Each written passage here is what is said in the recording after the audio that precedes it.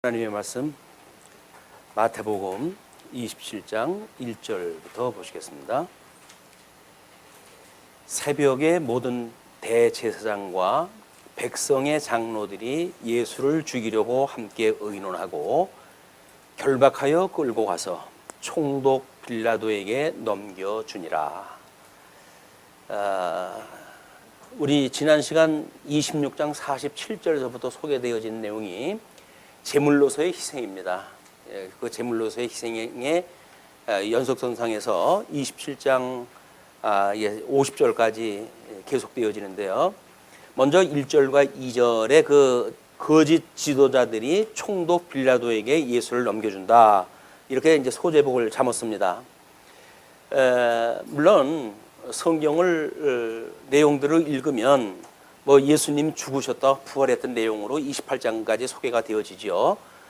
그러나 이제 우리들은 그거를 우리 삼직을 통해서 그리스도인 걸 증거하는 것이 마태복음의 전체 우리가 내용으로 파악되어지고 있기 때문에 제4장에서의 그리스도의 제사직도 제물과 제단과 제사장이라고 하는 제사의 3대 요소를 따라 가지고 지금 그 내용을 구조를 갖다 잡았습니다. 그래서 그 중에 제물로서의 희생이라고 하는 마지막 부분을 우리가 살펴보게 되어지는데, 거기에 지금 제물로서 돌아가신다고 하는 그런 그 내용이 첫 번째 거짓 지도자들과 총독 빌라도에게 예수를 넘겨주는 사건으로 소개가 되어집니다. 그 이야기는 거짓 지도자들은 음료의 권세죠.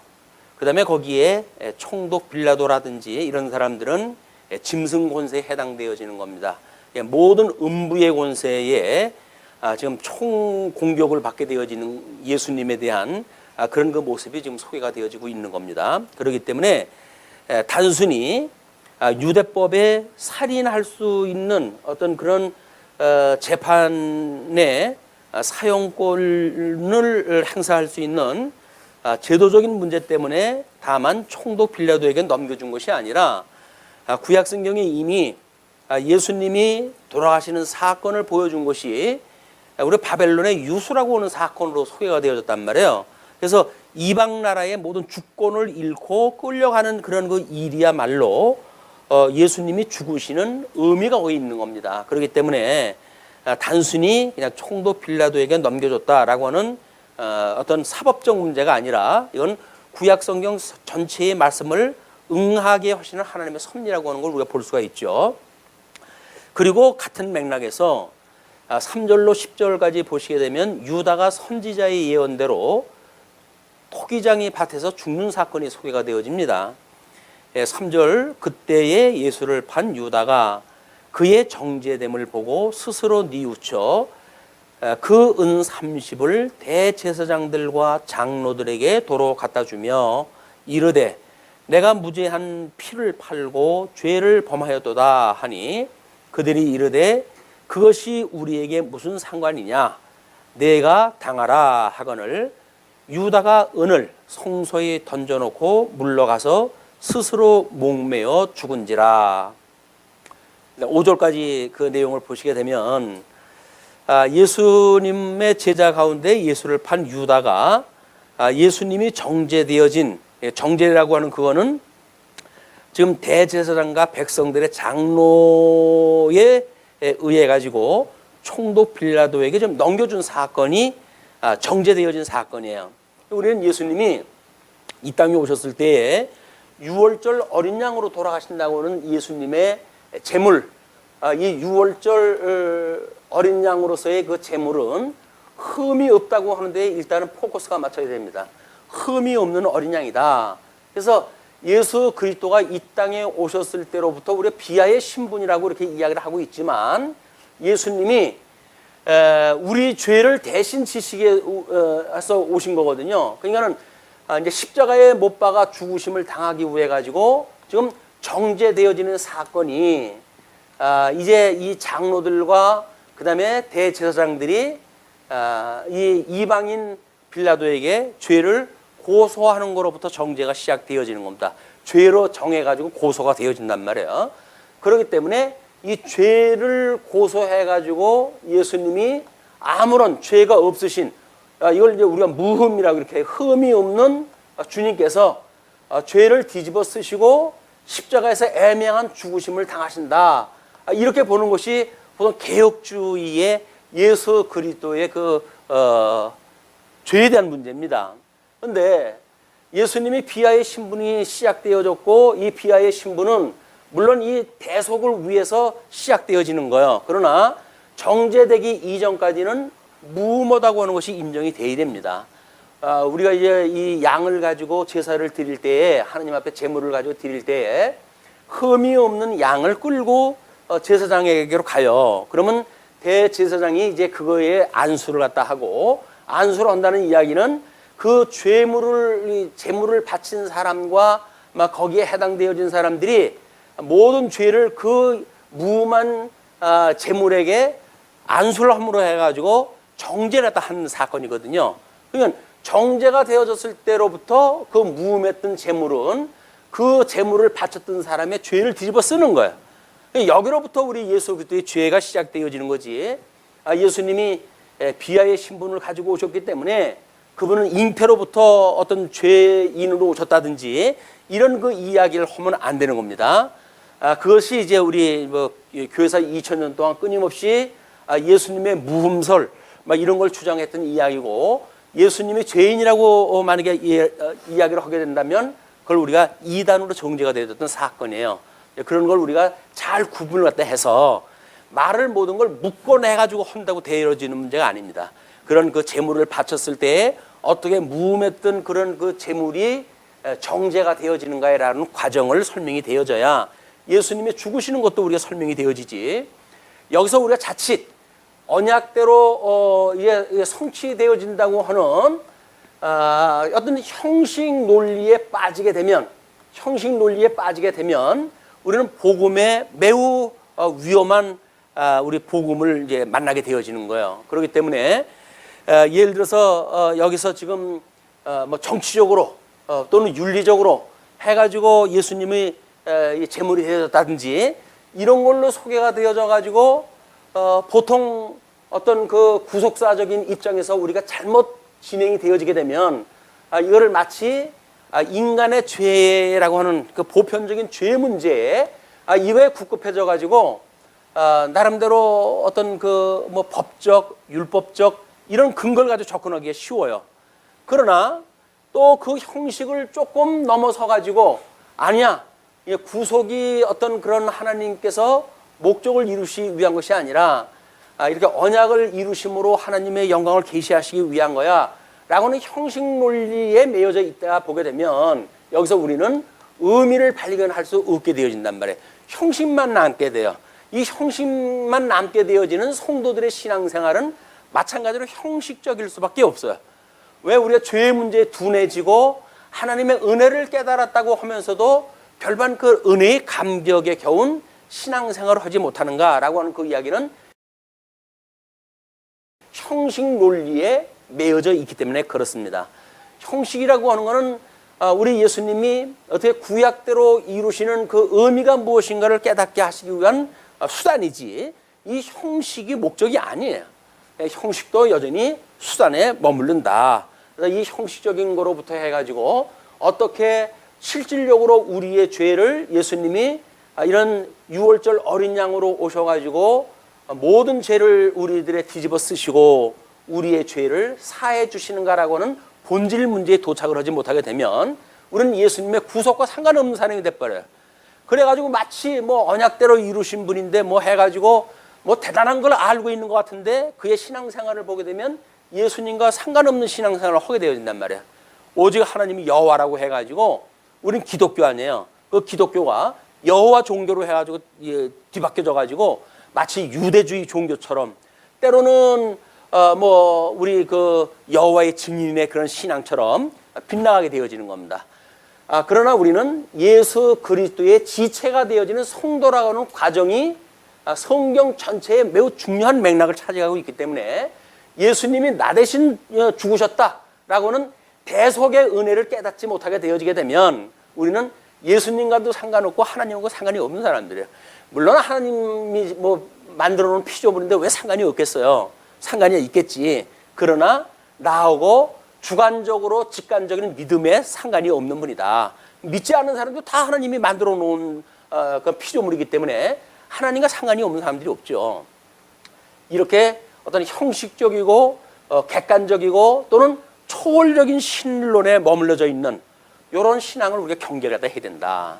그래서 이 초월 신론이라고 하는 이런 그 개념에 매여져 있게 되어지게 되면 우리들은 왠지 우리의 삶 속에서 우리의 죄 문제와 상관없는 삶을 살게 되어지고 성도로서의 마땅히 우리가 우리에게 죄진 자를 사하여 준 것처럼 우리 죄를 사하여 주시고 우리를 시험에 빠지지 말게 하시고 우리를 악에서 구해 주세요라고는 이 죄 문제로부터 전혀 딴 짓을 한단 말이에요.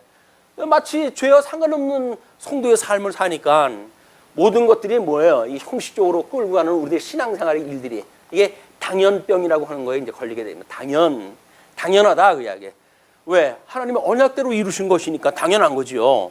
우리들하고는 상관없는 당연의 이 병에 걸리니까 신앙적인 당연병에 걸리는 사람치고 은혜의 감격을 가지고 신앙생활을 할 수가 없어요. 당연한 거예요. 언약했으니까 언약대로 이루어 가신 거지. 무슨 뭐 내가 언제 뭐 구원을 갖다 해달라고 그랬냐, 뭘 해달라고 그랬냐. 이렇게 말하게 되면 신앙생활이 당연해진다는 거야. 이 신앙생활이 당연해진다는 그런 그 이야기는 한마디로 형식 논리에 의해 가지고 뭐 절기를 따라 가지고 제사나 드린다든지 이렇게 되어지면 최소한의 의무만 다하면 된다. 이런 아주 형식적 신앙생활에 우리가 이제 머물게 되어지는데 이것이 본문에서 우리가 강조를 갖다 해야 될 내용입니다. 예수님이 무흠성을 어떻게 주장하는가. 이게 마태는 예수 그리스도의 제물로서의 무흠성을 어떻게 주장하는가라고 하는 그것이 유다의 사건이란 말이야. 그러면 유다가 죄를 내우쳤어요. 근데 이제 그걸 우리가 뭐 통칭적인 용어로 아주 회개라고 하는 거 아닙니까? 이 유다의 회개라고 하는 이런 그 문제 때문에 뭐 신학적으로 해가지고 뭐 예수님 앞에서 가룟 유다도 회개를 갖다 했는데 그게 용서받는 게 아니냐라고 해가지고 그거 자살을 갖다 했지만 천국 가야 되는 거 아니냐 뭐 이렇게 이야기를 하고 또 유다의 복음서를 가지고 유다만이 진정한 하나님의 뜻을 깨닫고 그가 그 나름대로 유다 복음서를 썼다는 거예요. 그것이 영지주의자들의 이제 장난입니다. 그런 장난이 뭐 2000년이나 지난 그 뒤에 그 유다 복음서가 등장을 했다 허물어가지고 교회가 시끌했었죠. 그런데 유다 복음서 아니라 유다 할아버지 복음서가 나와도 우리 성경 66권에 기록되어진 거 이외의 것 때문에 기독교의 본질이 흔들릴 수가 없어요. 그런 걸 놓치게 되면 뭐 다른 복음서처럼 이게 주전 2000년경에 기록되어졌는데 라고 하는 어떤 그런 전통성이라든가 뭐 이런 걸 가지고 이 어떤 진리성을 확보하려고 그러고 그러는데 성경의 진리성은 그렇게 확보가 되어지는 게 아닙니다. 그렇기 때문에 각계의 어떤 성경 가지고 무너질 수가 없기 때문에 별하별 성경이 다 나온다고 하더라도 꿈쩍할 필요가 없어요. 근데 교계에서는 그게 나오게 되면 뭐 이렇게 기존 신자들의 신앙이 어떤 그 흔들리고 미혹당하는 일이 있다라고 해가지고 막 그거에 대한 뭐 그 번역을 갖다 반대한다든지 이런 일이 있는데 초라하게 짝이 없는 대책이에요. 그럴 필요 없습니다. 그것이 아무것도 아니라고 하는 걸 진리를 통해서 증거가 되어져야지 아무것도 아닌 걸 겁내가지고 뭔 이 복음이 우리가 가지고 사는 사람들이 되겠어요. 우리가 이런 그 문제가 이런 본문을 읽어나가면서 확인되어지는 일이 매우 중요하다고 보여집니다. 자, 근데 이 가룟 유다가 내가 무죄한 피를 팔고 죄를 범하였도다 하니 그들이 이르되 그것이 우리에게 무슨 상관이냐 내가 당하라 하거늘 유다가 은을 성소에 던져놓고 물러나가지고 스스로 목매어서 죽었어요. 이게 목매어가지고 죽었다. 그럼 자살한 사람은 구원이 있느냐 없느냐 또 뭐 이런 문제를 가지고 또 이제 성경하고는 전혀 상관없는 거 가지고 우리가 이제 논의를 하는데 가룟 유다가 하나님 나라에 갈 사람이면 일찍 자살을 안 하겠죠. 저주받을 사람이니까 자살하다 하는 거예요. 자살을 하면 구원을 받느냐 안 받느냐라고는 역설적인 뒤바뀐 질문 같은 건 유치한 질문들인 거예요. 하나님 나라를 가고 소망을 가지고 가는 사람들이 이 땅에 있을 이유가 있는 바에야 왜 죽겠어요? 그건 그런 이유를 모르기 때문에 죽는 거고 이유를 모른다는 이야기는 하나님 나라의 소중한 어떤 그런 목적도 모른다는 이야기인데, 그런 사람들의 논리에 말려가지고 갑론을박하는 일은 세월을 아끼는 일이 아닙니다.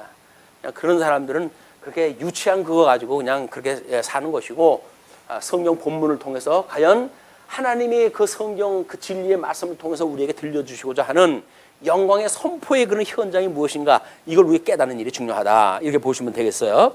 그러나 일단 이 가룟 유다가 예수님의 정죄함을 통해서 회개했다는 이야기는 한마디로 무슨 얘기라는 이야기예요. 그게 예수님이 죄가 없다는 거예요. 죄를 정해가지고 은 30에 팔았을 적엔 이미 죄를 정한 거 아닙니까? 그 죄값을 인해 가지고 이제 그 종으로 해서 팔아버렸단 말이야.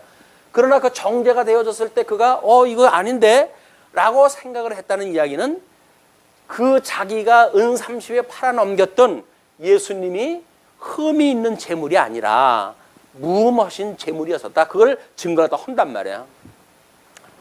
자, 그렇게 해가지고 6절로부터 대제사장들이 그 은을 거두며 이르되 이것은 피값이라 성전고에 넣어둠이 옳지 않다 하고, 내가 뭐 성전고에는 이제 그 구별되어진 뭐 그 성물이라든가 또는 하나님 앞에 드린 바 되었다라고 해가지고 사람들이 드려진 물건이라든가 이런 걸 이제 보관하는 창고예요. 거기에서 아마 은 30을 빼가지고 가룟 유다에게 주었던가 봐요. 그랬더니 이제 이 가룟 유다가 성전에다가 그 돈을 던져버리고 이제 갚버린 거죠. 이분들이 대제사장들이 지금 은의 그 성전고에 넣어둠이 옳지 않으니까 이것으로 토기장이의 밭을 사서 나그네의 묘지를 삼았다, 이렇게 이제 결론적으로 나와져 있어요. 물론 시간적으로 봤을 적에는 이런 일이 만들어지기 전이죠. 이런 그 유다가 돈 30을 던져 넣은 사건이 현재 시간이라고 한다면, 여기서 밭을 사가지고 나그네의 묘지를 삼고 라고 하는 그 이후에 만들어진 일들이니까, 그걸 결론적으로 그걸 설명하다 한 거예요. 그래서 이제 그 뭐 절기라든가 이런 걸 따라가지고 예루살렘에 왔다가 이제 무릇 뭐 어떤 변을 당해가지고 장사가 됐다든지 그렇게 되어지게 되면 이 나그네의 묘지에다 그 사람들을 안치할 수 있는 그런 그 묘지를 삼았다는 이야기입니다. 그러므로 오늘날까지 그 밭을 피밭이라 일컫느니라. 이에 선지자 예레미야를 통하여 하신 말씀을 이루어졌나니 일러스되 그들이 그 가격 매겨진 자 곧 이스라엘 자손 중에서 가격 매긴 자의 가격 곧 은 30을 가지고 토기장이의 밭값으로 주었으니 이는 주께서 내게 명하신 바와 같으니라 하였더라.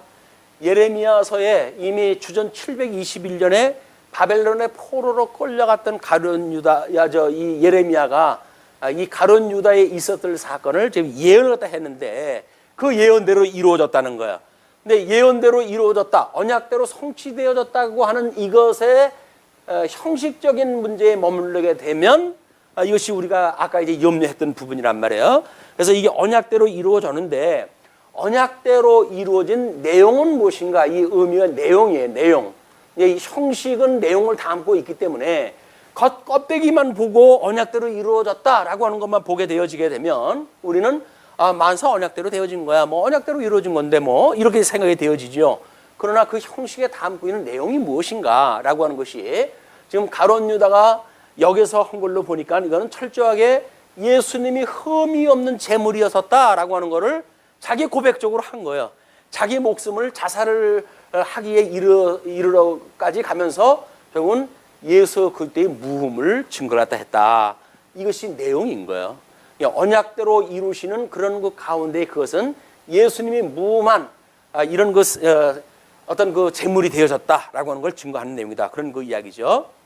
그 다음에 11절로 14절 보시게 되면 이제 거짓 지도자들의 고소에 따른 신문에 대답지 않으십니다. 예수께서 총독 앞에 섰음에 총독이 물어 이르되 내가 유대인의 왕이냐? 이제 그 예수께서 대답하실 때 내 말이 옳도다 하시고, 그러면 총독은 어떤 그 고소문을 참조해 가지고 지금 예수님한테 이런 그 질문하다 하겠죠. 그런 걸로 봐가지고 그 고소한 내용이 뭘까요?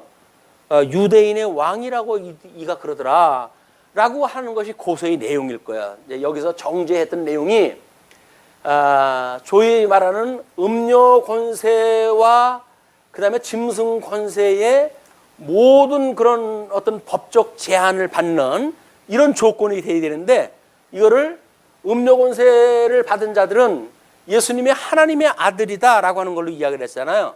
그냥 하나님의 아들이라고 하는 이런 그 죄목이 뭐냐면, 이들은 네가 감히 어떻게 하나님의 아들이라고 그럴 수 있느냐라고 하는 걸로 해가지고 지금 예수님을 죽이려고 음모를 갖다 꾸몄던 일인데, 짐승 권세한테 가가지고 하나님의 아들이라고 그러더라 라고 말해가지고, 그래서 나하고 그게 뭔 상관이냐라고 할 거 아니겠어요.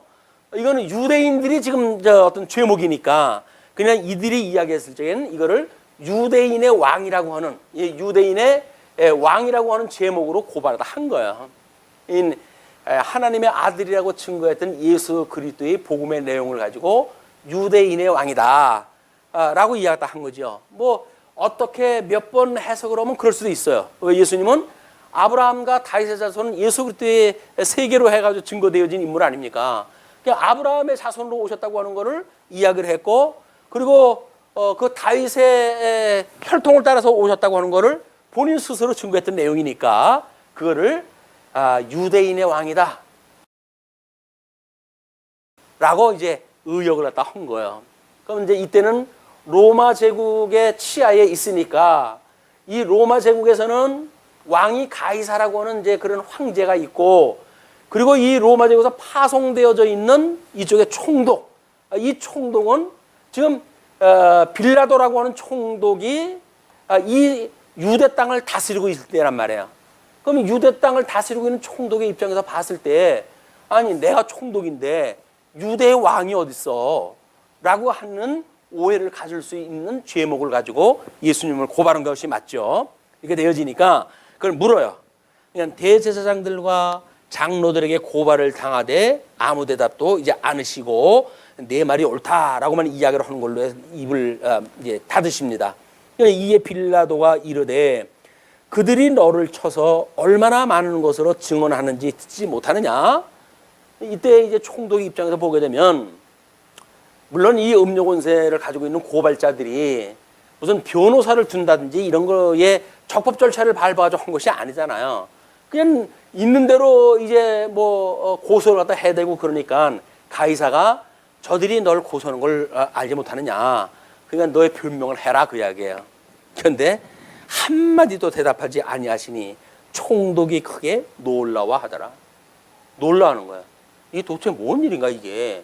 아니 죽인다고 그러는데 지금 저들이 고발 갖다 해가지고 내가 사형 명령이 떨어지면 지는 죽게 되어지는데 저가 왜 아무 말도 없을까? 놀라는 거야.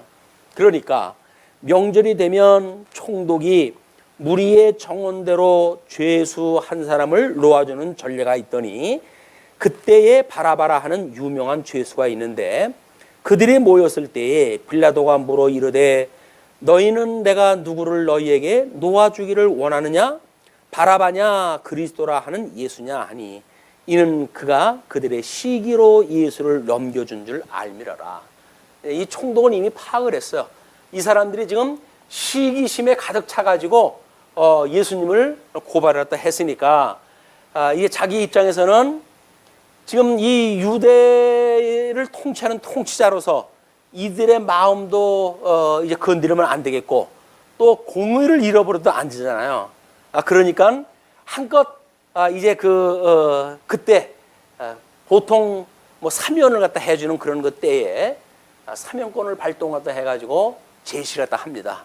바라바라고 하는 사람을 놓아주랴, 아니면 예수라 하는 사람을 놓아주랴라고 이야기했다 하는 거예요. 그러니까 이는 이제 그 총독이 재판석에 앉았을 때에 그의 아내가 사람을 보내어 이르되 저 옳은 사람에게 아무 상관도 하지 마옵소서. 오늘 꿈에 내가 그 사람으로 인하여 애를 많이 태웠나이다 하더라. 사람 하나를 보냈어요, 아내가. 근데 뭐 이제 나름대로 지금 그 아내가 관사에 그냥 거쳐 있는 거죠. 있었기 때문에 사람을 보내가지고 그 사람이 옳은 사람이더라, 죄가 없는 사람이니까 그걸 상관하지 말라고 하는 메시지를 갖다 보냈어요.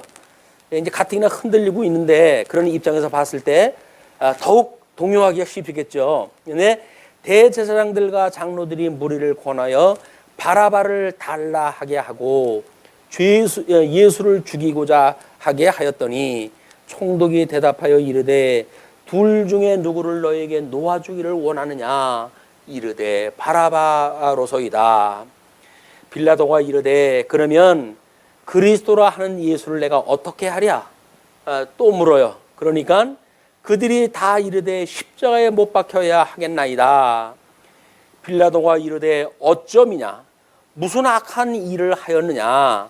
그들이 더욱 소리질러 이르되 십자가에 못 박혀야 하겠나이다 하는지라. 이 빌라도는 지금 입장이 곤란하게 되어진 거예요.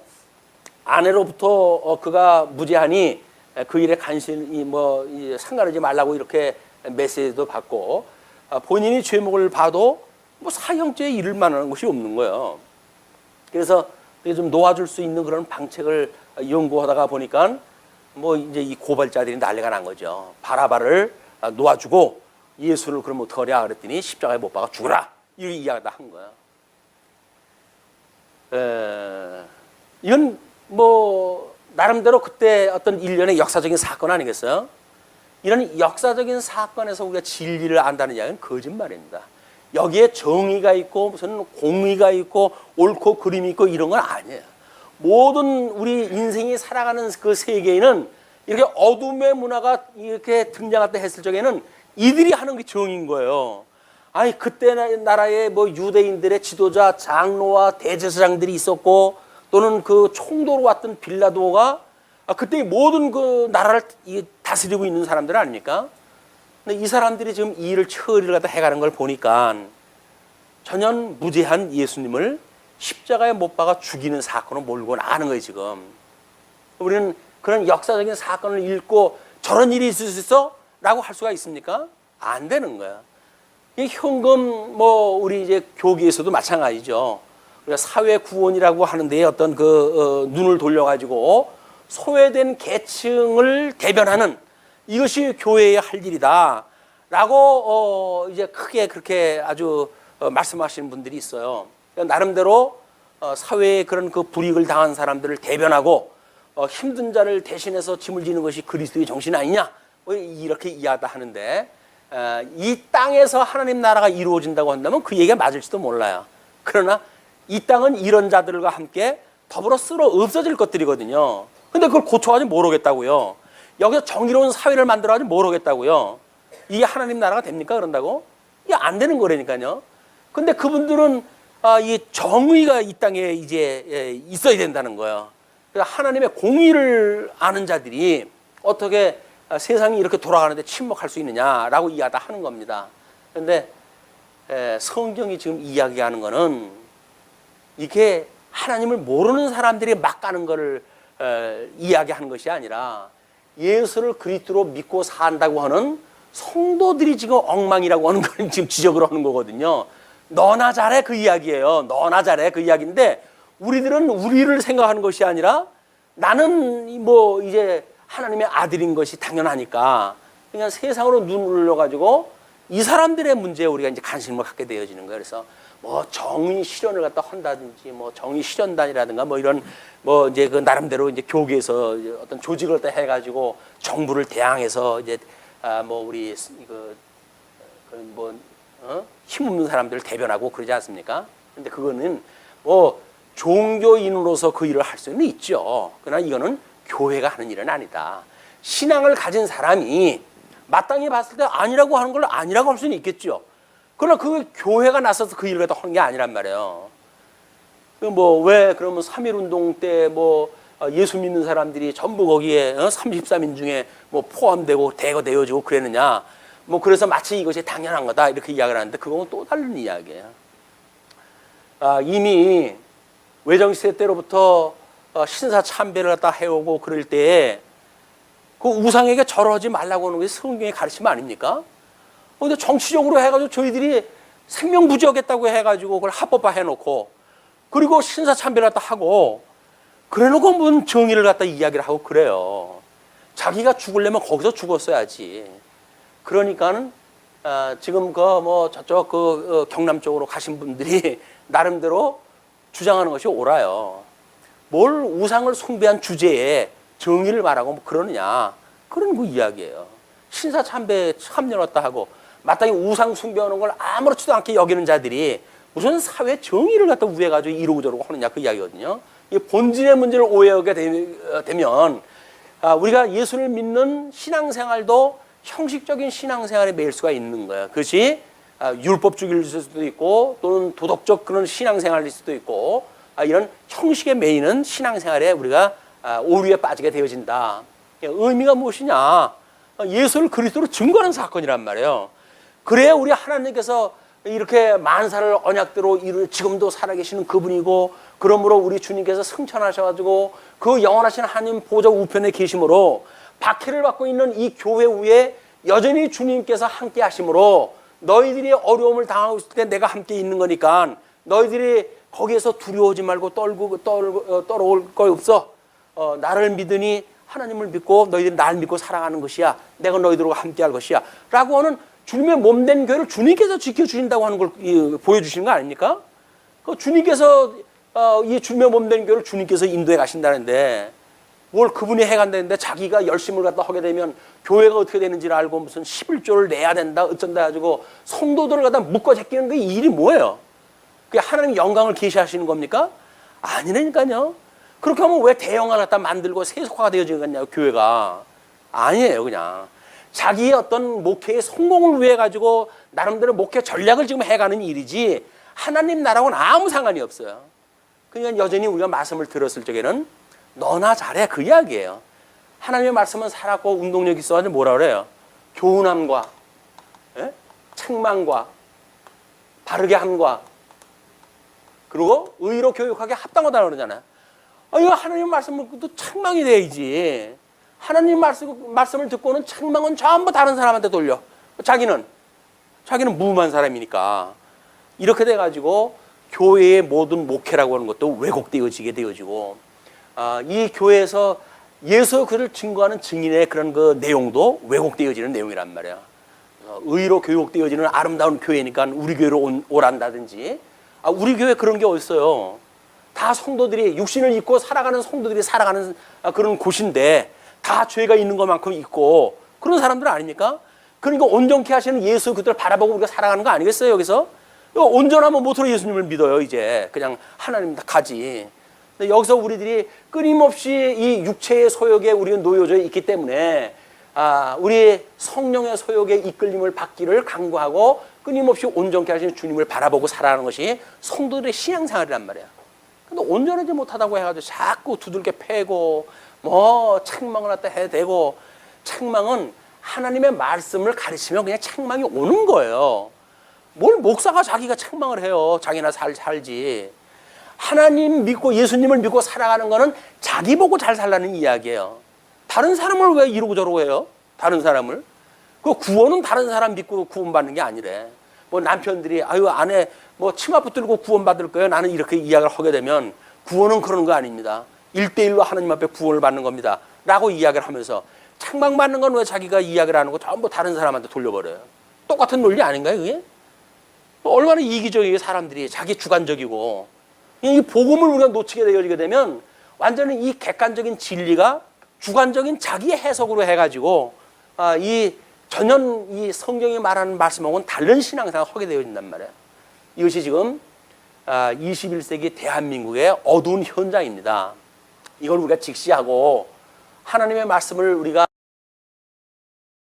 끊임없이 묵상을 하고 우리가 어떻게 하나님 앞에 죄인인가를 깨닫고 그래서 온전케 하시는 예수 그리스도를 만나고 그분으로 말미암아 위로를 받고 소망을 가지고 살아가는가 이런 신앙생활의 본질을 붙잡고 있는 것이야말로 이 시대에 우리한테 아주 절체절명의 사건이에요 이게. 자 그런데 이제 그 빌라도가 이제 그렇게 누굴 놓아주면 좋겠느냐라고 이야기를 했더니 23절에 빌라도가 이르되 어쩌미냐 무슨 악한 일을 하였느냐 그들이 서욱 소리질러 이르되 십자가에 못 박혀야 하겠나이다 하는지라. 고소하는 자들 사실 잘 알아요. 이런 문제는 어떻게 하면은 통치자가 겁을 먹고 자기네 말을 들어줄까 잘 아니까 거기에 많은 사람들을 대동하다 한 거예요 이제. 그래가지고 나와서 대부분 떠드는 사람은 왜 떠드는지 모르고 떠들어 이제. 그래가지고 뭐 앞에서 뭐 주먹질 한번 해가지고 하면 뒤에 있는 사람은 그것도 모르고 열기가 뜨겁잖아요. 그 뭐가 이루어지는 것 같잖아요. 아무것도 할 수 없는 자기가 거기에 가도 뭔가 이루어질 수 있는 사람처럼 보이잖아. 그러니까 어디 히들어대는 거야 이제. 나도 모르겠다 하겠다고. 하긴 뭐래요. 거기에 그 회의가 그 무리가 흐트러지게 되면 그것처럼 허망스러운 게 없어요. 내가 뭘 하고 지금 왔나 이런 거밖에 없다. 그것도 마찬가지예요. 뜨겁게 주여 삼창을 해가고 뭐 그냥 그렇게 해가지고 뜨거운 시간을 보냈다고 치십시다. 돌아갈 때 보게 되면 그렇게 허전할 수가 없어요. 내가 뭘 하다가 왔는지. 왜? 주님을 만났어야 되는데 엉뚱한 것만 우리가 보다가 왔으니까 그런 형식 논리에 빠져가지고 뭐 으쌰으쌰하다가 예배가 끝나게 되면 예배 끝나는 내내 우리는 주님을 만날 기회가 없는 거예요. 말씀을 들었습니까? 뭘 했습니까? 그냥 으쌰으쌰하다가 끝나는데 말씀을 듣고 그 말씀으로 오셨던 예수 그리스도 어떤 분인지를 깨닫는 일, 이 일이야말로 예수를 믿는 본질의 문제다 이게. 그러니까 빌라도가 아무 성과도 없이 도리어 밀란이 나려는 것을 보고 물을 가져다가 무리 앞에서 손을 씻으며 이르되 이 사람의 피에 대하여 나는 무죄하니 너희가 당하라. 그러니까 빌라도한테 지금 관심 있는 거는 밀란이 일어나는 것이 문제인 거예요. 밀란이 일어나는 것을. 사실은 6월절에 이걸 피하자, 절기는 피하자라고 했던 것도 뭐예요? 이런 그 밀란이 일어나고 뭐 사람들이 많이 모이니까 쥐도 새도 모르게 조용하게 처리를 하다 하고 싶었던 일이거든요. 근데 어떻게 일이 명절 전날 이 일이 이제 진행이 되어진 거예요. 아주 속히. 그것도 철저히 불법을 통해 가지고 이 불법적, 이 사법적인 그런 그 일이 진행이 되어졌다. 자기네들 원치 않은 방향으로 이제 흘러가고 있는 거예요. 또 이 빌라도도 자기가 원치 않은 방향으로 지금 흘러가고 있는 거야. 그러니까 사람이 역사를 진행시킨다고요? 웃기는 일이에요. 사람은 거기서 뭔가를 발견할 뿐이에요. 요거면 혹시 나한테 무슨 유익이 있지 않을까? 라고 해가지고 힌트를 얻어가지고 뭘 하는 그 일이 시작되어지지만 이미 하나님께서는 방향을 틀어가지고 뭔가를 지금 크게 움직여가고 계시는 거예요. 거기에 다만 편성한 사람들이 자기의 유익이라고 하기도 하고 어떤 사람은 괜히 끼었다고 손해도 봤다고 이렇게 이야기를 하기도 하고 이러고 저러고 하는 것이지 성공하고 실패하는 것이 자기 인간한테 있는 겁니까? 아니에요. 하나님께 이 총체적인 일을 갖다 해가시는데 여기서 자기의 계획과 맞은 일로 떨어진 사람들은 성공했다고 이야기를 하고 자기 계획과 상관없이 일이 진행되었다고 보는 사람들은 실패했다고 다만 그 역사를 해석할 뿐인 거예요. 성공과 실패가 이것이 주관적인 거예요. 이게 절대 객관적인 게 아니라니까요. 하나님의 역사라고 하는 섭리를 갖다 해가시는 큰 가운데에 우리들이 어떤 사건을 놓고 봤을 때 내 뜻대로 되어졌다고 한다면 우리는 내가 성공했다 이렇게 이야기를 한다니까요. 또 자기 계획대로 안 되면 그걸 실패했다고 그러는 거예요. 근데 그거는 자기가 성공했든 실패했든 상관없이 하나님과 이 역사를 진행시켜 가신다니까요. 거기 우리가 어떻게 역사를 해석하는가가 우리의 문제다. 성공 불패라고 하는 그런 대형화되어진 만몬이지만 되어진 이런 사람들이 이걸 지향했다 하고는 마치 예수 그리스도를 믿는 기독교의 정당성을 주장한다든지 하는 것이 얼마나 왜곡되어 있는 현상인지를 우리가 모르게 되면 우리는 다 함께 쏘면 되니까요. 그런 사람들한테 함께 쏘을 수밖에 없어요. 근데 성경이 말했을 때 오히려 대형화되어지고 세속화되어진다면 이거는 실패예요. 이게 현상적으로 봤을 적엔 대단한 영광을 보는 것 같지만 오히려 객관적으로 진리에 비춰서 보게 되면 이건 세속주의로 망하는 길로 가는 길이란 말이에요. 이 사람들이 망하는 길로 간다고 그러진 않잖아요. 그게 성공의 길이니까 자기 아들들한테 물려주지. 그게 실패할 길이라고 한다면 왜 물려주겠어요? 아들 그 나중에 그 고생하는 걸 어떻게 보려고? 이게 물려주는 사람들은 다 성공했다고 하는 사람들이 물려주는 거야. 실패했던 사람들은 너는 목회하지 말거라. 그냥 예수 잘 믿고 그렇게 사는 게 되지. 괜히 뭣도 모르고 목회한다고 나서지 말어. 이렇게 이야기를 하는 거예요. 왜? 잘못 그 신학을 깨닫고 목회를 했다 하고 하는 것이 얼마나 왜곡되어진 걸 알면 어떻게 그걸 목회를 하라고 그랬어요? 못 하는 거예요, 그걸. 하나님의 은혜가 그걸 붙들어 주시면 하게 될는지 어떤지 모르겠지만 이것이 우리가 성공과 실패라고 하는 아주 주관적인 우리 해석에 대한 문제다.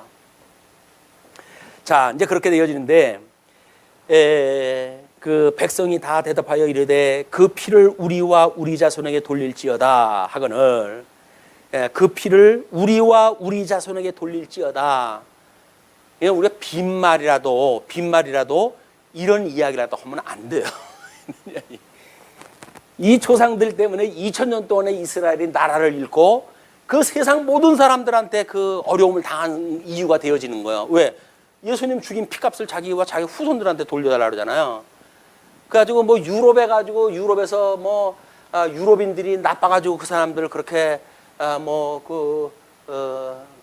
박해를 갖다 했다든지 이런 인간적인 문제로 보면 안 됩니다. 이거는 어쩔 수 없이 역사가 그렇게 흘러가게끔 되어져 있어요. 왜? 하나님께서 역사를 그렇게 섭리하다 해 가시니까. 근데 거기에 참여했던 사람들은 마땅히 자기 이해관계를 갖춰가지고 뭐 이제 속하게 되죠. 어떤 사람은 아마 그쪽에 뭐 살고 있는 민족으로서의 이제 처해져 있는 사람이 있고, 어떤 사람은 유대인의 후손으로 태어나가지고 거기에 이제 살게 되어진 거 아니겠어요? 그 구도를 누가 만들어 놓은 거야? 이미 하나님께서 일찍이 이때서부터 만들어 가신 거라니까요. 우리는 역사적인 객관적인 사실을 보고 그렇게 인간이 그럴 수 있느냐라고 이야기를 하는데, 인간이니까 그럴 수 있었던 거예요.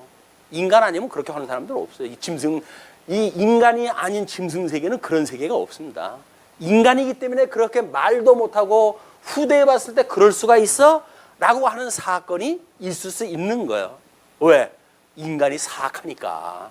근데 사악한 인간성에 대한 반성은 없고, 이걸 끊임없이 어떤 역사적 객관적인 진리가 잘못됐다고 그러니까 민족적으로 해가지고 뭐 유대인들에게 어떤 대접을 해줘야 된다든가 뭐 이런 그 이야기가 나오고 그러는 거예요.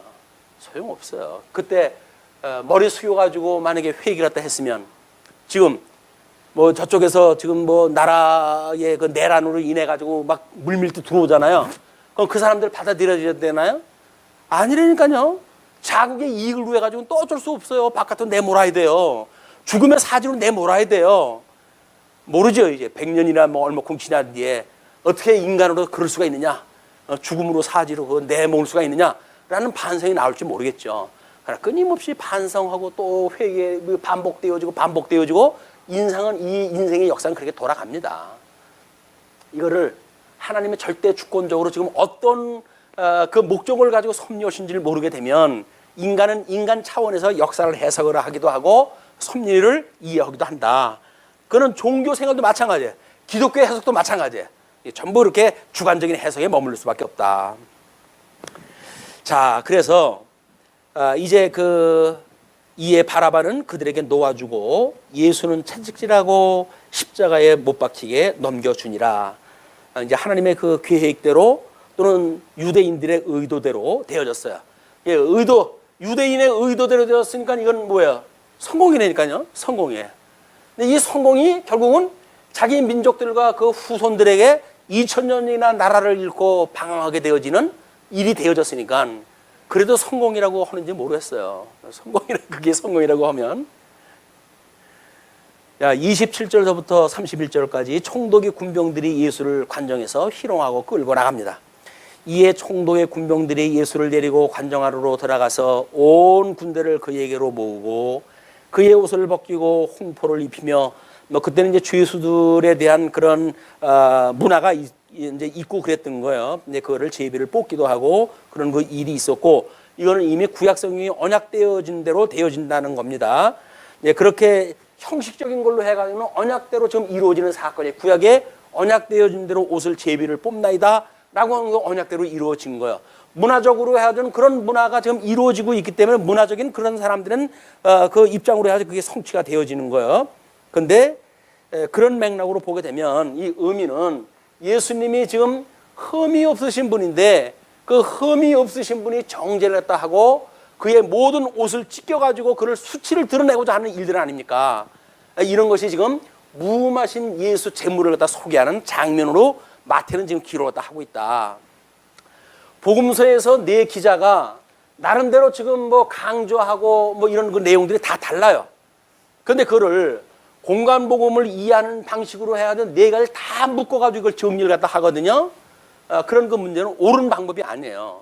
지금 마태가 기록하는 방법은 직임을 통해 가지고 예수가 그리스도라고 걸 증거하는 거 아니겠어요? 그냥 마태복음의 내용만 가지고 이 이야기를 소개를 갖다 해가야 논리적 설명이 되어지는 거예요. 이제 거기 우리 주보에도 소개가 되어졌지만 구레네 시몬의 사건을 보게 되면 이 시몬의 사건 그것뿐만 아니라 이제 가상칠언이라고 하는 것이 있어요. 십자가 상에서의 7마디 말씀을 다 했다라고 하는 거를 내복음서에서 다 묶어가지고 이걸 소개를 갖다 하고 그러거든요. 그 오해가 이제 나타나는 거예요. 거기에 제가 시 한 구절을 소개해 드렸는데 인문학적 입장에서 인간적 입장에서 보게 되면 아주 공감이 가는 이야기 아니겠어요? 그건 이제 우리 해당된 시간에 보기로 하고요. 자, 이에 홍포를 벗기고 가시관을 엮고 그 머리에 씌우고 갈대를 그 오른손에 들리고 이때 이제 그 동전에 있던 가이사, 동전에 그려져 있던 가이사의 형상을 따라 가지고 왜 이 사람이 유다인의 왕이라고 그랬으니까 유대인의 왕이라고 그랬으니까 가이사가 그 동전 형상에 나타났던 그 모습을 그대로 보고 놀리는 거예요, 지금. 그래서 그 머리에는 가시관을 씌우고 그리고 그 앞에서 그 갈대는 그 오른손에 들리고 호를 들고 있던 그런 거를 이제 뭐 빗대 가지고 갈대를 오른손에 들리고 그 앞에서 무릎을 꿇고 희롱하여 이르되 유대인의 왕이여 평안할지어다 하며 그에게 침 뱉고 갈대를 빼앗아 그의 머리를 치더라. 이게 수치를 갖다 이제 가하는 일들이죠. 희롱을 다한 후 홍포를 벗기고 도로 그의 옷을 입혀 십자가에 못 박으려고 끌고 나가니라.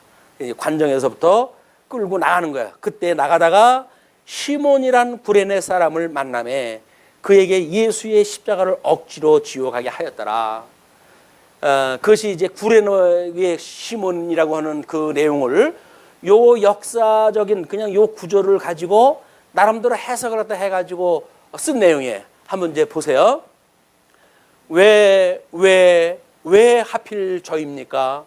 저는 그분을 알지도 못하고 그분의 말씀을 한 번도 들어본 적도 없는 구레네 사람 올시다. 그저 유월절을 경건히 지키고자 먼 길을 올라온 나그네일 뿐이올시다. 그분이 5,000명을 먹이고 그분이 문둥이를 고치고 그분이 바다를 잔잔케 했고 그분이 죽은 자를 살리셨다는데 저는 한 번도 본 적도 없고 그저 전설처럼 소문으로 들었을 뿐이올시다. 그분이 자신을 생명이라고 말하고 그분이 자신을 진리라고 말하고 그분이 자신을 목자라고 말하고 그분이 자신을 하나님의 아들이라고 말했다는데 저는 한 번도 들어본 적이 없는 시골의 범부올시다. 그분에겐 생명을 건 제자들이 있었다면서요. 그분에겐 병 고침 받은 사람들이 있다면서요. 그분에겐 죽었다가 살린 사람이 있다면서요. 그분을 위해서 죽겠다고 말한 사람도 있다면서요. 그들은 지금 다 어디로 가고 저에게 피 묻은 십자가를 던지십니까? 왜 하필 저입니까? 이 구레네 시몬의 입장에서 이걸 보게 되면 마치 그런 심정으로 십자가를 갖다 졌을 것 같죠? 이게 얼마나 인간의 그런 문학성을 아주 고도로 끌어올려 가지고 사람들에게 공감을 끌어올리고 그래 그 자리에 내가 있어야 되는데 라고는 인간의 그런 교만한 그런 음모가 숨어져 있단 말이에요.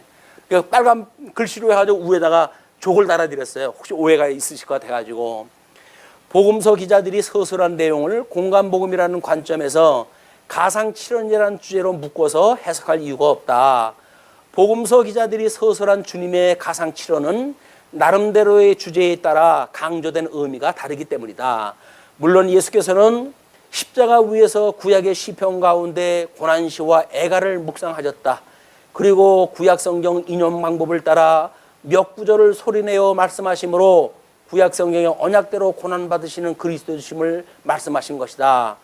복음서 기자들은 마가복음을 인용하여 자신들의 복음서 주제에 따라 이를 선별적으로 기록하였다.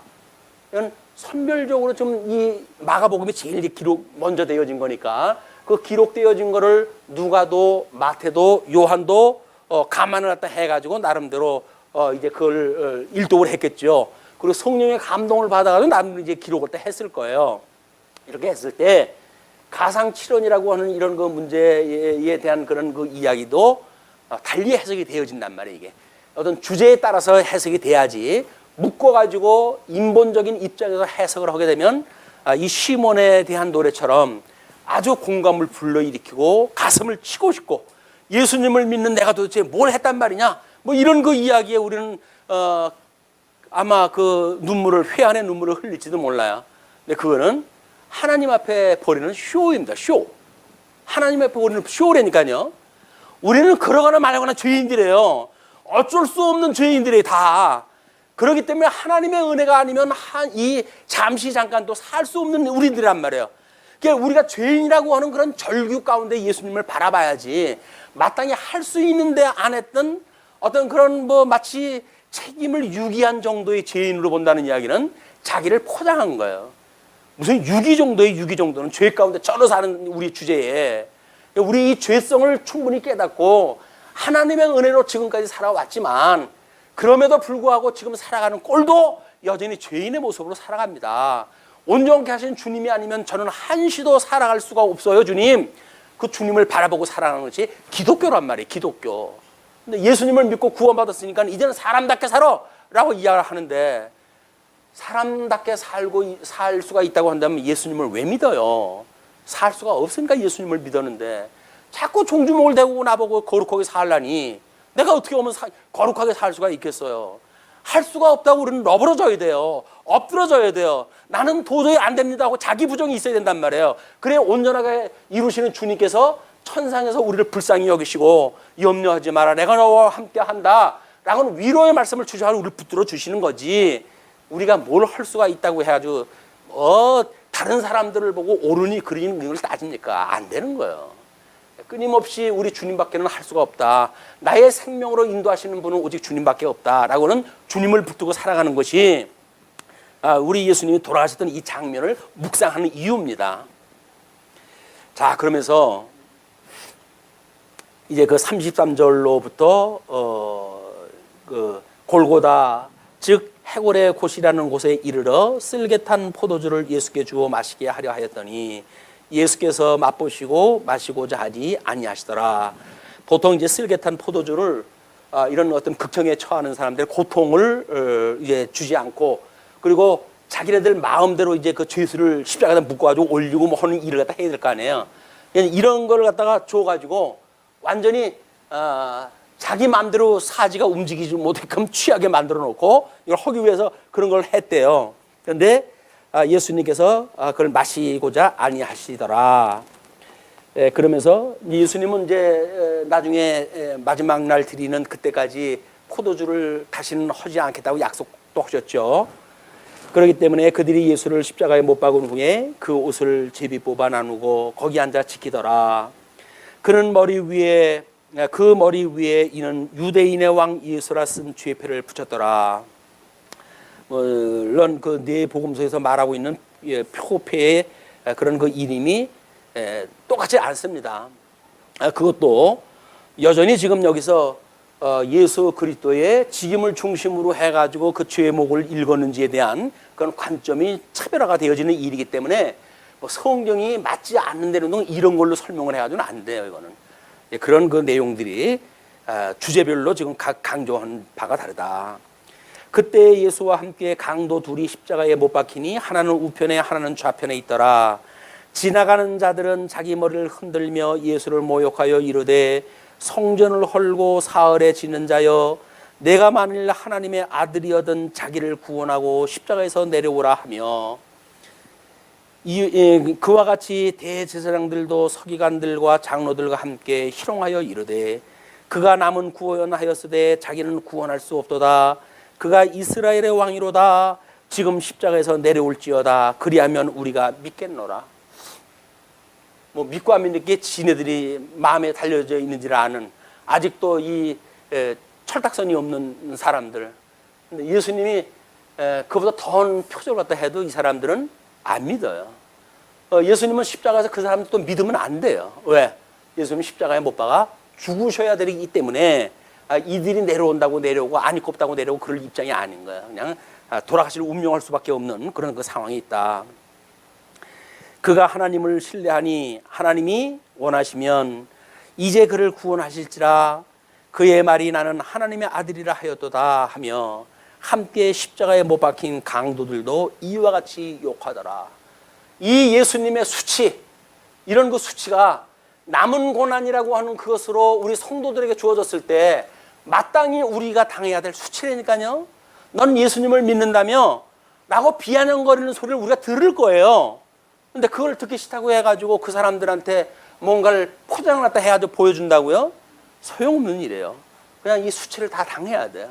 넌 예수를 믿는다면 예수 믿는다는 사람이 그러고 사냐? 라고 이야기를 할 거야. 왜? 그들이 봤던 실패라고 보게 되면 그렇게 보여지겠죠. 그러나 예수를 진정 믿는다고 한다면 그들은 실패라고 볼지언정 우리는 하나님 앞에서 성공의 삶이라고 믿는 거예요. 예수님하고 우리가 함께 살아가는 이 일이야말로 복 있는 자로서 마땅히 누려야 될 것이라고 믿어지기 때문에 사람들의 수많은 조롱 앞에서도 우리가 당당하게 신앙을 할 수가 있는 거란 말이에요. 그런데 그런 복음에 약해져 버리게 되면 세상 사람들이 생각하는 이 대세에 휩쓸릴 수밖에 없잖아요. 성공이라고 하는 쪽에 쓰고 싶잖아요. 예. 아니 뭐 말씀이 좋다며 근데 뭐 교회가 호래? 라고 이야기했을 때 왠지 수치스러워요. 부끄러워요. 왜 그럴까요? 세속주의자들의 성공이 눈앞에 보이는데 말씀이 좋다는데 왜 이럴까요? 지금도 그래서 하나님의 말씀은 수에 있는 게 아니에요. 여전히 하나님의 말씀이라고 하는 것은 세상 사람들이 실패라고 하는 곳에 오히려 하나님께서 보시는 성공이 있는 거예요. 이걸 우리가 놓치게 되면 끊임없이 눈에 보이는 걸로 인해 가지고 우리는 웃기도 하고 웃기도 할 거예요. 울기도 하고 웃기도 할 거예요. 왜? 세상 사람들하고 똑같이 바람에 날리는 겨와 같이 흘러가고 있으니까. 그러나 주님의 말씀에 메인바가 되어지게 되면 많은 사람들이 나를 조롱한다 할지라도 예수를 믿는다고 하는 이유로 해가지고 나를 핍박한다 할지라도 나는 그분을 포기할 수가 없어요. 그분이 수없는 나의 삶을 통해 가지고 나를 인정하다 해주셨는데 내가 어떻게 생명부지하겠다고 해서 그분을 포기할 수가 있겠느냐라고 했던 것이 예수님을 믿었던 모든 선진들이 남긴 고백들이에요. 너 예수 포기하면 내가 살려줄게. 예수 안 믿는다고 하면 내가 살려줄게. 라고 했던 수많은 그런 회유가 있었음에도 불구하고 그분이 죄인으로 있었을 때 수없는 그런 그 시절들을 나를 인정해 주셨던 분인데 어떻게 내가 그분을 부정할 수가 있어. 내가 지금 이 시간 죽을지언정 그분을 포기할 수 없다고 하는 것이 우리가 담대한 믿음 생활이란 말이야. 담대한 믿음 생활. 사람들 눈에 뭐 이렇게 좀 잘 보이기 위해 가지고 포장하고 뭐 이렇게 하는 거 아무런 필요가 없어요. 예수님 믿는 그런 그 믿음, 순수한 믿음 가지고 담대히 살아갈 이유가 있다. 자, 그때 이제 함께 십자가에 못 박힌 강도들도 이와 같이 욕하더라. 물론 이제 그 다른 성경에는 또 뭐 한 사람은 이제 욕하고 한 사람은 그러지 않았지 않느냐 뭐 이런 이야기 할 필요가 없어요. 이건 지금 예수님의 직임에 대한 거를 통해 가지고 무만 예수임에도 불구하고 많은 사람들이 정죄한다라고 하는데 포커스가 맞춰지는 거지 말 단어를 똑같이 맞추기 위해 성경이 기록되어진 게 아니라니까요. 그런 그 미혹에서도 우리가 자유로워져야 돼. 지금 이런 정죄하는 데 있다 포커스가. 제6시로부터 온 땅에 어두움이 임하여 제9시까지 계속되더니 여기서는 이제 이게 유대의 시간표이기 때문에 이제 로마의 시간표로 하게 되면 6시간을 여기다 더 해야 돼요. 그래서 12시로부터 그다음에 오후 3시까지 되니까 예수께서 크게 소리질러 이르시되 엘리 엘리 라마 사박다니 하시니 이는 곧 나의 하나님 나의 하나님 어찌하여 나를 버리셨나이까 하는 뜻이라. 거기 섰던 자 중 어떤 이들이 듣고 이르되 이 사람이 엘리야를 부른다 하고 그 중에 한 사람이 곧 달려가서 해면을 가져다가 신 포도주에 적시어 갈대에 끼워 마시게 하거늘 그 남은 사람들이 이르되 가만두라 엘리야가 와서 그를 구원하나 보자 하더라. 예수께서 다시 크게 소리 지르시고 영원히 떠나시니라. 예수님이 급기야 십자가에서 못 박혀가지고 그의 영원히 떠나심으로 해가지고 제물로 해가지고 온전히 바쳐진 바가 되어집니다. 이 제물로 온전히 바쳐지는 이런 그 일을 통해 가지고 예수님이 십자가에서 12시로부터 오후 3시까지 십자가에 못 박혀가지고 암흑의 시간이었어요. 하늘이 어두워지고 그런 시간 동안에 끊임없이 뭘 갖다 하셨을까? 구약 성경을 묵상을 하셨겠죠. 특별히 시편의 내용들을 묵상을 하셨겠지요. 22편에 어찌하여 나를 버리셨습니까? 라고 하는 성경 구절을 묵상을 하시다가 구약 성경 인용을 갖다 해야 되는 그런 그 방법들이 있었으니까 그때의 강조점을 예수님께서 소리를 내어 말씀하실 수가 있어요. 그럴 때 그를 기록을 갖다 혼자에 의해 가지고 보존이 되어졌고 뭐 이렇게 되어졌겠지만 예수님이 그랬다고 해가지고 한 절만 묵상을 하신 게 아니죠. 아니 3시간 동안 계신 분이 십자가에서 뭐 하고 계셨겠어요? 끊임없이 성경에서 어떻게 당신이 성경대로 죽어야 되는지에 대한 약속이 있었고 그럼에도 불구하고 이 모든 죄로 인하여서 내가 대속의 죽음을 죽습니다. 그러나 거기에서 살아남은 자가 그 회복의 때를 인하여서 하나님 앞에 돌아오는 자를 구원하신다고 그러지 않았어요? 구약에. 그러니까 예수님은 이 묵상을 갖다 하면서 회복의 묵상까지 다 하셨을 거예요. 그러니까 예수님의 죽으심에 대한 것뿐만 아니라 이 성경대로 내가 죽지만 나중에 그럼에도 불구하고 나를 회복하게 하신다고 했던 우리 시편의 후반부의 내용들이 쭉 있을 거 아닙니까? 그 내용도 주님께서는 다 묵상을 하셨다. 그러나 지금 이제 이 십자가상에서 돌아가실 때, 운명하실 때 마지막으로 했던 것이 내 영혼을 맡깁니다 라고 하는 걸 가지고 운명을 하셨다는 거예요. 그러니까는 예수님이 성경에 기록되어 성경 한 구절 인용을 해가지고 여기서 주문 외우듯이 외웠다든지 이런 개념이 아닌 거예요. 이 긴 시간 동안 구약 성경 이걸 주야로 묵상하는 자가 복 있는 자 아닙니까? 하나님의 말씀으로 오셨던 이 주님인데 그 말씀이 전부 생각이 나는 거죠. 당신의 이야기니까. 그냥 구약 성경 구구절절히 그 이야기를 하시다가 이 성경을 내가 응합니다. 우리 하나님 앞에 그걸 고백을 했다 하지 않았겠어요? 그러면서 이게 그 22장 1절에 어찌하여 나를 버리십니까? 라고 하는 성경 구절을 인용을 하심으로 해서 성경대로 내가 죽는다라고 하는 걸 이야기하신 거다. 이렇게 이해라도 하시면 아마 이렇게 우리가 보통 풍문으로 들었을 때 오해했던 이런 그 내용들을 불식시킬 수가 있다. 이렇게 해서 오늘은 여기까지만 하기로 하죠. 기도하시겠습니다.